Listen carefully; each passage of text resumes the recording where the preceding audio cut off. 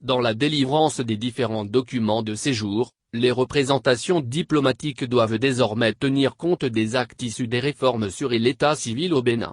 Pour permettre aux missions consulaires accréditées au Bénin de s'imprégner des dits actes, et l'Agence nationale d'identification des personnes a organisé hier jeudi 17 juin, un atelier d'information à leur endroit. Quels sont les actes d'identification issus des réformes en matière d'identification des personnes? Comment attester de l'authenticité de ces actes au niveau des missions consulaires? Les participants à l'atelier d'imprégnation organisé hier par l'ANIP ont eu les réponses à ces interrogations. Saluant l'initiative, la directrice adjointe des affaires consulaires des Béninois de l'extérieur situe sur le cadre de la séance. À en croire, les réformes dans l'état civil et les nouveaux actes qui en résultent ont soulevé au niveau des missions consulaires des préoccupations, surtout en ce qui concerne l'authenticité des dits actes.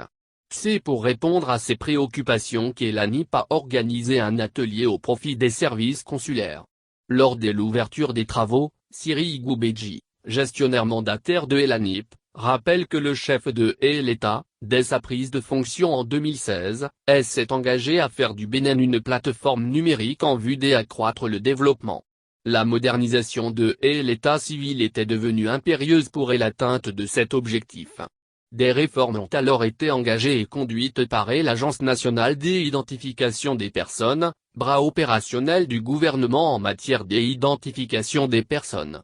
Ces réformes ont permis à l'ANIP de constituer une base de données biométriques fiable et sécurisée. Entre autres actes issus de ces réformes, et l'acte de naissance sécurisé, le certificat d'identification personnelle, la carte d'identité biométrique, le certificat de coutume et de célibat et l'ensemble de ces documents intéressent vos services consulaires en ce qu'ils sont requis dans le cadre de la délivrance des actes aux personnes résidant à l'extérieur ou souhaitant voyager, admet le gestionnaire mandataire de l'ANIP.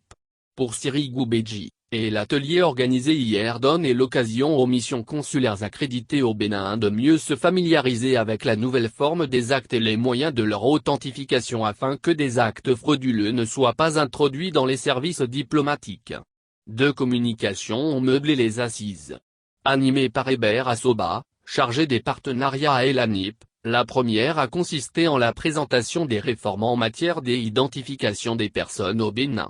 Lors de la seconde communication assurée par Josia Agossou, les participants ont été renseignés sur les actes issus des réformes en matière d'identification des personnes et les dispositifs techniques de contrôle d'authenticité des documents délivrés par l'ANIP. Il en ressort que la vérification de l'authenticité des actes peut se faire par la lecture du code QR, et seule l'ANIP peut produire le terminal qui permet de lire le code QR introduit sur les actes.